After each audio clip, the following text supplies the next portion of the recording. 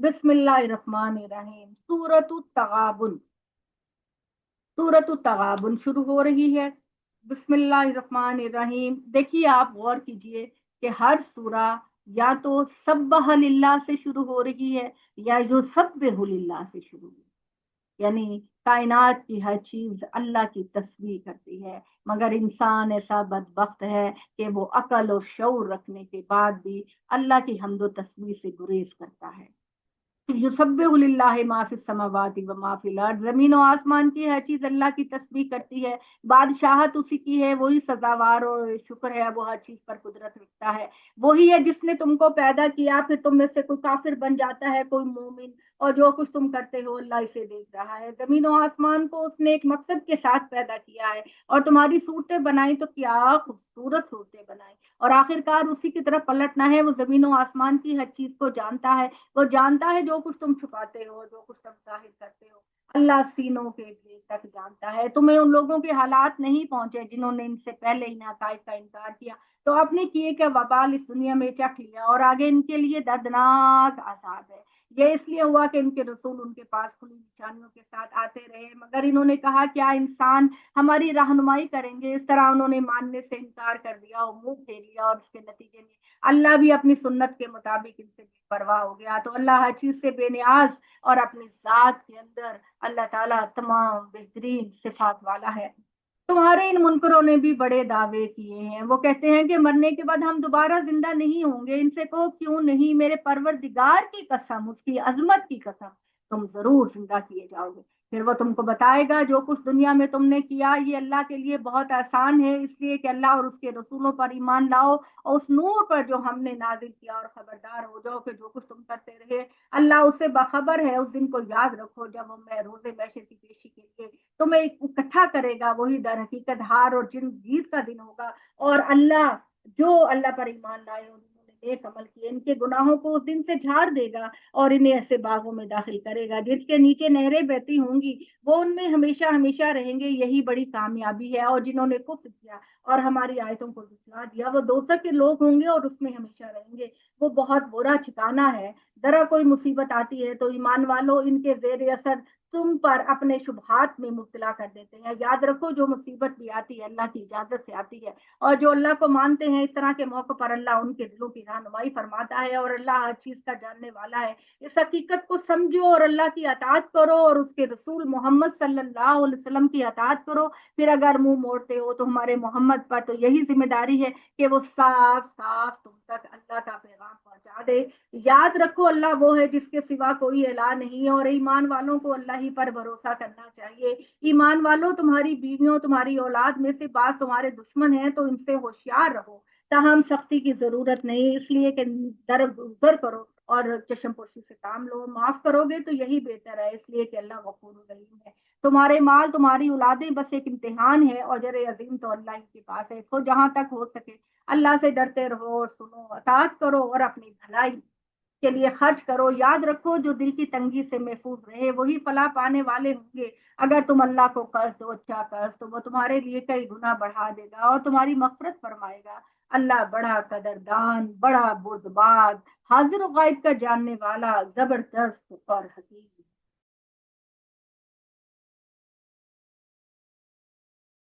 सूरत तलाक। सूरत तलाक जैसे कि मैंने बता दिया कि सूरह बकरा के अंदर भी कि जब तलाक दी जाए तो तलाक पाकिज़गी के दिनों में होनी चाहिए जिसमें मियाँ बीवी का मिलाप ना हुआ हो, और उसके बाद फिर एक तलाक दी जाए और 3 हैज तक इंतजार किया जाए। 3 हैज गुजर जाए तो औरत को अगर रोकना चाहो तो दोबारा निकाह कर लो, और इद्दत के दौरान अगर रोक लो तो फिर वो तुम्हारी बीवी है, फिर तलाक नहीं हुई। तो या यो नबी इज़ा तलक़्तुमुन निसा फतल्लिकुहुन्ना लिइद्दतिहिन्ना, ए नबी तुम लोग अपनी बीवियों को तलाक दो तो इद्दत के हिसाब से तलाक दो, और इद्दत का जमाना ठीक ठीक शुमार करो, और अल्लाह से डरते रहो। जो तुम्हारा परवरदिगार है जमाना इद्दत में ना तुम इन्हें घर से निकालो ना वो खुद घर से निकले। यानी अल्लाह का हुक्म है कि इद्दत के दौरान जिस खातून को तलाक दी गई है वो अपने शोहर के घर में इद्दत गुजारे, ताकि सुलह के चांसेस हो सके। तो वो और जो और ये जो कोई भी बुराई का इर्तिकाब करें یہ اللہ کی مقرر کردہ حدیں ہیں، اور اللہ کی حدود سے تجاوز کریں گے تو یاد رکھیں کہ انہوں نے اپنی ہی جان پر ظلم ڈھایا۔ تم نہیں جانتے شاید اس کے بعد کوئی اور صورت پیدا کر دے، اس طرح طلاق دو، پھر جب وہ اپنی عدت کے خاتمے پر پہنچ جائیں تو انہیں بھلے طریقے سے نکاح میں رکھو یا بھلے طریقے سے رخصت کر دو، اور نباہ کا ارادہ ہو تو جدائی کا، دونوں صورتوں میں دو سکا آدمیوں کو اپنے گواہوں میں لے لو، اور گواہوں کے لیے اللہ کا حکم ہے کہ گواہی دینے والوں تم اس گواہی کو اللہ کے لیے قائم کرو۔ یہ بات ہے جس کی نصیحت تمہیں سے کی جاتی ہے جو اللہ اور قیامت کے دن پر ایمان رکھتے ہیں۔ جو لوگ اللہ سے ڈریں گے انہیں کوئی مشکل پیش نہیں آئے گی، تو اللہ ان کے نکلنے کا راستہ پیدا کرے گا اور انہیں وہاں سے رزق دے گا جدھر کا ان کو کبھی گمان نہ ہوگا۔ جو اللہ پر بھروسہ کریں گے وہ ان کی دست کافی ہے، بے شک اللہ اپنے ارادے پورے کر کے رکھتا ہے۔ ہاں یہ ضرور ہے کہ اللہ نے ہر چیز کے لیے ایک تقدیر کا مطلب ہے کہ اللہ نے ایک وقت مقرر کر دیا۔ تمہاری عورتوں میں جو حیض سے مایوس ہو چکی، پیریڈس، حیض کہتے ہیں پیریڈس کو، وہ بھی جنہیں حیض کی عمر پہنچنے کے باوجود حیض نہیں آیا۔ دیکھیے اللہ تعالیٰ نے یہاں یہ جو لفظ استعمال کیا ہے وہ یہ کہا واللائی یا اسنا من المحید من نسائکم ان ارتبتم فعدتہن ثلاث اشہر، کہ وہ خواتین جن کا حیض بند ہو گیا ہے نیا نیا، تو وہ خواتین بھی 3 مہینے تک ذرا انتظار کریں۔ ہو سکتا ہے کیونکہ اس زمانے میں نہ تو الٹرا ساؤنڈ تھا اور نہ ہی ٹیسٹ کرنے کے دوسرے ذریعے، تو امکان ہو سکتا ہے کہ پریگننسی ہو گئی ہو۔ اور وہ والی خواتین بھی کہ جنہیں ابھی حیض کی عمر تو ہو گئی ہے مگر ابھی حیض نہیں آیا، ٹھیک ہے، تو ان کو بھی اللہ تعالیٰ نے کہا کہ وہ بھی 3 مہینے انتظار کریں۔ ابھی لوگ اس کو یہ سمجھتے ہیں کہ ہمارے بہت سارے اسکالر سمجھتے ہیں کہ غیر بالغ لڑکی سے بھی نکاح کیا جا سکتا ہے، یہ غلط بات ہے۔ غیر بالغ لڑکی سے نکاح کرنے کا ذکر یہاں نہیں ہے۔ اللہ تعالیٰ نے یہ بات کی کہ ایسی خواتین جو اس عمر کو پہنچ گئی ہیں کہ ان کو حیض ہو جانا چاہیے، 15 سال 16 سال تک تو میکسیمم حیض ہو جاتا ہے، ٹھیک ہے، 12 13 14 12 سال کی عمر میں، آج کل تو 11 سال کی عمر میں بھی ہو جاتا ہے، تو 15 16 سال کی عمر میں تو لازمی ہو جاتا ہے ہر ایک کو۔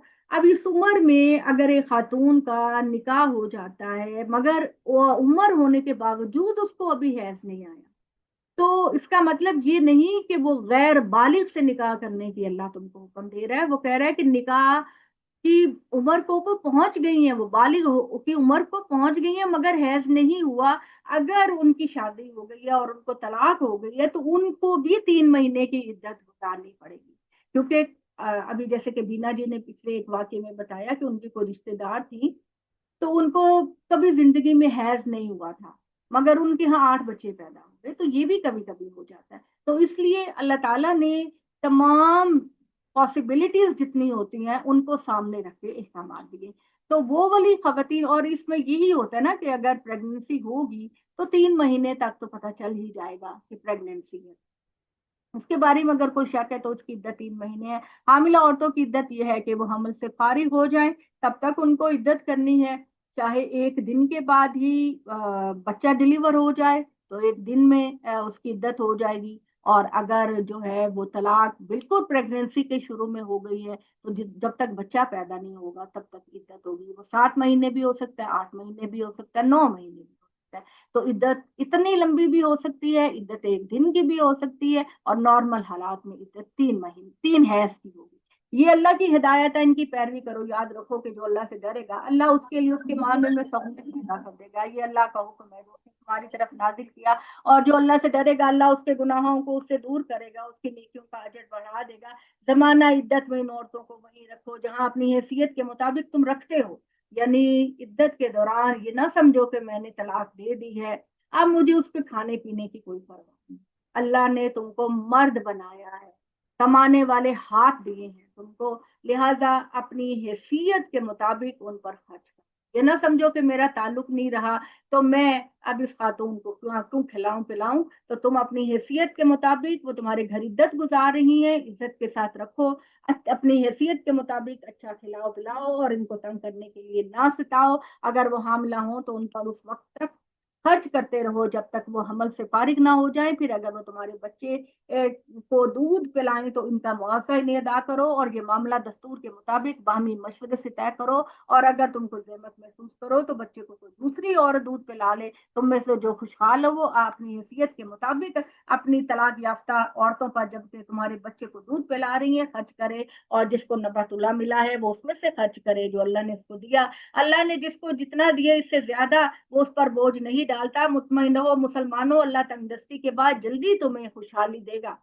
یہ اللہ کے حدود ہیں، ان سے روگردانی کرو گے تو یاد رکھو تم سے پہلے کتنی بستیاں ایسی ہیں جنہوں نے اپنے پروردگار اس کے رسولوں سے سرتابی کی تو ہم نے ان سے سخت محاسبہ کیا اور انہیں بڑی ہولناک سزا دی، تو انہوں نے اپنے کیے کا مزہ چکھ لیا، اب ان کا انجام کار محرومی ہوا۔ اللہ نے آخرت میں بھی ان کے لیے سخت عذاب تیار کر رکھا ہے، اس لیے اللہ سے ڈرو عقل والو جو ایمان لائے ہو۔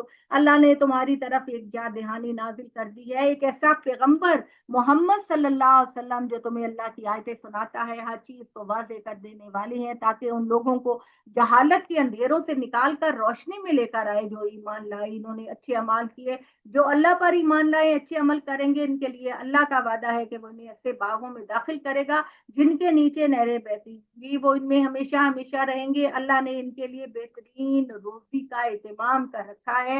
اللہ وہی ہے جس نے 7 آسمان بنائے اور اسی کے معنی زمینیں بھی، اس کے احکام ان کے درمیان نازل ہوتے رہتے ہیں۔ یہ اس لیے بتایا گیا کہ تم جان لو اللہ ہر چیز پر قدرت رکھتا ہے، اور جان لو کہ اللہ کا علم ہر چیز کا احاطہ کیے ہوئے ہے۔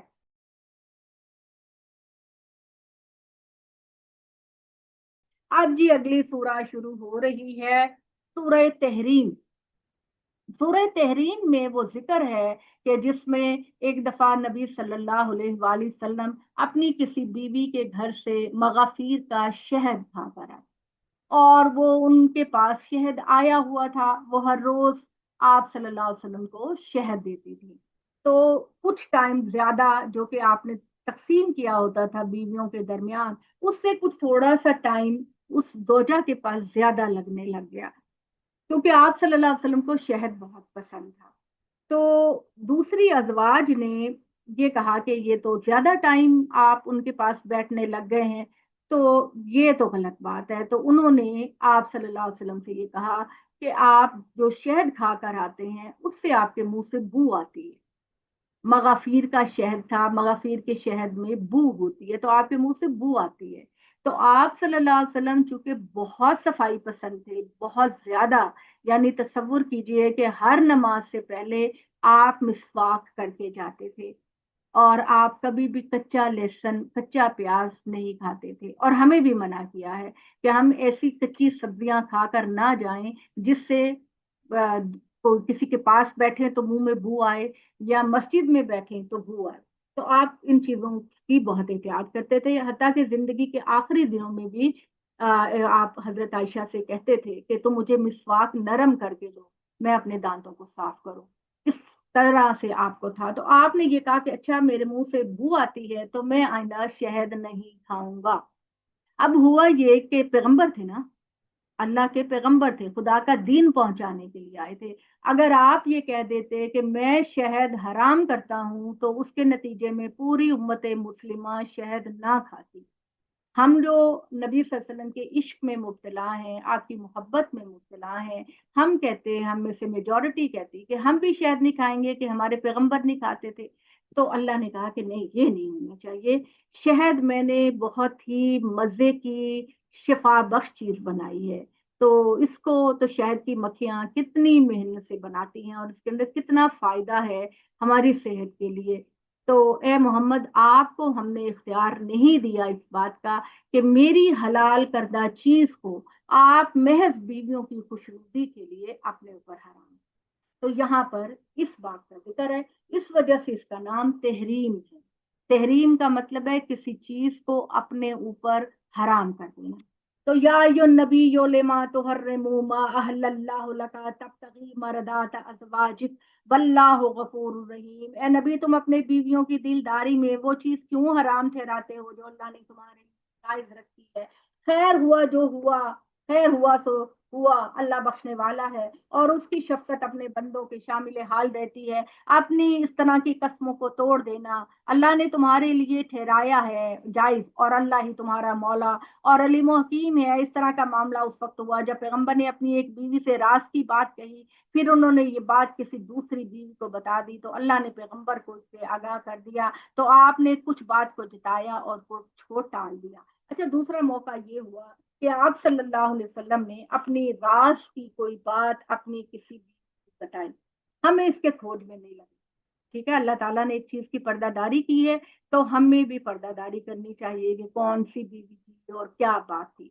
تو بس حضور نے یہ بات کہی تو اور کہا کہ یہ کسی کو نہ بتانا، تو اس زوجہ نے اپنی یہ والی بات حضور کی دوسری بیوی کو بتا دی۔ اللہ تعالیٰ نے فوراً حضور کو کہا، میں نے جیسے کہ کہا کہ اللہ جن کا مقام اونچا ہوتا ہے ان کی آزمائش بھی سخت ہوتی ہے، اللہ تعالیٰ نے فوراً محمد صلی اللہ علیہ وسلم سے کہا کہ آپ کی اس بیوی نے وعدہ خلافی کی ہے، اور جو بات آپ نے پہلی بیوی سے کہا تھا کہ راز میں رکھنا، وہ اس نے دوسری کو بتا دی ہے۔ تو آپ صلی اللہ علیہ وسلم نے پھر ان کو کہا کہ تم نے میرے وعدے کو کیوں توڑا، ٹھیس کیوں پہنچائی، کچھ نرمی سے کچھ جتلا کر آپ نے یہ بات کہہ دی۔ تو اللہ نے اس کے ذریعے ظاہر کیا کہ اللہ ہر چیز کو جانتا ہے، اور جو بات بھی نبی کے اگینسٹ ہوگی اللہ ان کو بتا دے گا۔ اس سوال کے انداز سے اچھا جی، تو آپ کو کس نے خبر دی؟ پیغمبر نے کہا مجھے اس پروردگار نے خبر دی جو علیم و خبیر ہے۔ نبی کی بیویوں اپنے رویے کی اصلاح کرو، اگر تم دونوں اللہ کی طرف رجوع کرو گے تو تمہارے لیے یہی مناسب ہے، تمہارے دل تو اس کے طرف مائل ہوئے ہی ہیں، اور لیکن اگر تم ایکا کرو گی تو اس کا نبی کو کوئی نقصان نہیں ہوگا، کیونکہ اللہ اس کا حامی ہے، اور جبرائیل تو تمام سال مسلمان اور مزید برا فرشتے بھی اللہ کے رسول کے حامی و مددگار ہیں۔ بعید نہیں کہ اگر وہ تم میں سے ایسی کسی خاتون کو طلاق دے دے تو اس کا پروردگار تمہارے بدلے میں اسے تم سے بہتر بیویاں عطا کرے۔ اور مسلمان، مومنہ، فرما بردار، توبہ کرنے والیاں، عبادت کرنے والیاں، درویشی کی زندگی بسر کرنے والیاں، ہاں طلاق یافتہ ہوں یا قواریاں، اللہ تعالیٰ ایسی بیویاں پیغمبر کو عطا کر دے گا۔ ایمان والو، جب پیغمبر اور اس کی بیویاں بھی احتساب سے بالا نہیں ہیں تو تم بھی اپنے آپ کو اللہ کے احتساب سے بالا کرنا سمجھو، اور اپنے اہل عیال کو اس آگ سے بچاؤ جس کا ایندھن لوگ اور پتھر ہوں گے، جنہیں وہ پوچھتے رہے، جن پر بڑی تیز ہوا اور نہیں، ان جن پر بہت تیز سخت فرشتے مقرر ہوں گے۔ اللہ جو بات نے فرمائے گا اس کی تعمیل نافرمان نہیں کریں گے، اور فرشتے وہی کام کرتے ہیں جس کا انہیں حکم دیا جاتا ہے۔ اس وقت کہا جائے گا اے کافرو، آج اللہ کے حضور اپنی معذرتیں پیش نہ کرو، آج تمہیں بدلے میں وہی اعمال ملیں گے جو کہ تم کرتے رہے۔ ایمان والو، اللہ کی طرف مخلصانہ رجوع کرو، امید ہے کہ تمہارا پروردگار تمہارے گناہوں کو دور کر دے گا اور تمہیں ایسے باغوں میں داخل کرے گا جن کے نیچے نہریں بہتی ہوں گی۔ اس دن جب اللہ اپنے نبی کو اور ان لوگوں کو جو اس کے ساتھ ایمان لائے کبھی بھی رسوا نہیں کرے گا۔ مومنوں کے ایمان کی روشنی ان کے آگے اور دانے چلے گی، اور وہ دعا کر رہے ہوں گے پروردگار ہماری اس روشنی کو ہمارے لیے مکمل کر دے اور ہمیں معاف کر دے۔ حقیقت تو یہ ہے کہ ہر چیز پر اللہ قدرت رکھتا ہے۔ آپ اب آئندہ جو راتیں آئیں گی ان میں یہ دعا کرنا، راتوں میں یہ دعا کرنا، ربنا اتمم لنا نورنا واغفر لنا انک علی کل شیء قدیر۔ اے پروردگار، ہمارے لیے اپنے نور کو مکمل کر دے، ہمیں بخش دے، بے شک تو ہر چیز پر قادر ہے۔ ٹھیک ہے جی، یہ بھی اپنی دعاؤں میں شامل کر لیجئے گا۔ اے نبی، تمہارے مخاطبین میں اب کوئی رعایت کا مستحق نہیں رہا، اس لیے منکرین اور منافقین سب سے جہاد کرو، ان پر سخت ہو جاؤ، انہیں بتا دو کہ بدعمال کرنے والوں کا ٹھکانہ دوزخ ہے، وہ کیا ہی برا ٹھکانہ ہے۔ انہیں معلوم ہونا چاہیے کہ ہر شخص اپنے عمل کے لیے جواب دہ ہے۔ اللہ منکروں کے لیے نوح کی بیوی اور لوط کی بیوی کی مثال پیش کرتا ہے۔ دونوں ہمارے بندوں میں 2 سالے بندوں کے گھر میں تھی، مگر انہوں نے اپنے شوہروں سے بے وفائی کی تو اللہ تعالیٰ کے مقابلے میں وہ ان کے کچھ کام نہ آ سکے، اور دونوں عورتوں کا حکم ہوا کہ جاؤ، آگ میں جانے والوں کے ساتھ تم دونوں بھی چلی جاؤ۔ اللہ ماننے والوں کے لیے فرعون کی بیوی کی مثال بیان کرتا ہے جب اس نے دعا کی، اے پروردگار میرے لیے جنت میں گھر بنا دے۔ ٹھیک ہے، آپ بھی یہ دعا کریں کہ اللہ تعالیٰ سے کہ یا رب ابنی اندکا بیتن فی الجنہ، یہ دعا، اے اللہ تعالیٰ جنت میں میرے لیے گھر بنا دے۔ تو فرعون کی بیوی نے یہ دعا کی اور مجھے فرعون سے نجات دے دے اور ظالم قوم سے نجات دے دے. اور عمران کی بیٹی مریم کی مثال پیش کرتا ہے جس نے اپنی شرمگاہ کی حفاظت رکھی. پھر ہم نے اس کے اندر اپنی طرف سے روح پھونک دی اور اس کے پروردگار کے ارشادات اور اس کی کتابوں کی تصدیق کی، اور وہ اللہ کی بڑی ہی فرما بردار خاتون تھی.